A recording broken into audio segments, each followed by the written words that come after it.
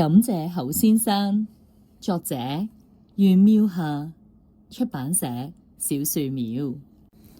侯先生就住在小節隔壁，是小節的鄰居。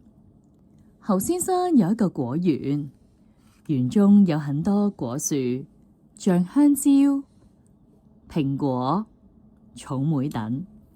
到了收成的季節，侯先生就會把附近的鄰居請來。我收成了很多水果，大家來拿吧。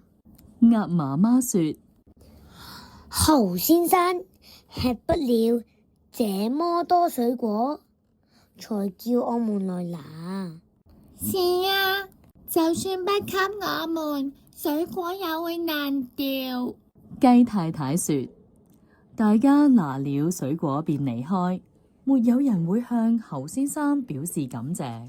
只有小節媽媽拿過水果後向侯先生道謝。侯先生，謝謝你。小節媽媽說：回家時，媽媽對小節說：侯先生經常送我們水果，我們應該感恩。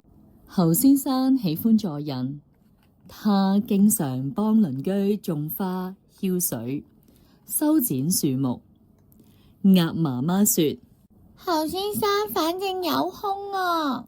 是啊，他不來幫忙也沒事可幹。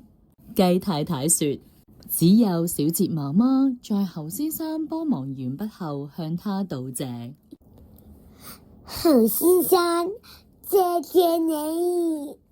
小節媽媽說：媽媽對小節說：侯先生經常幫助我們應該感恩。侯先生還會修理自行車，鄰居來找他幫忙修車，他都一一答應。鴨媽媽說：侯先生很快就修好，不費氣力啊。是啊，他修自己的車，順便罷了。雞太太說：只有小節媽媽在侯先生幫忙完畢後向他道謝。侯先生，謝謝你。小節媽媽說：回家時，媽媽對小節說：侯先生經常幫助我們應該感恩。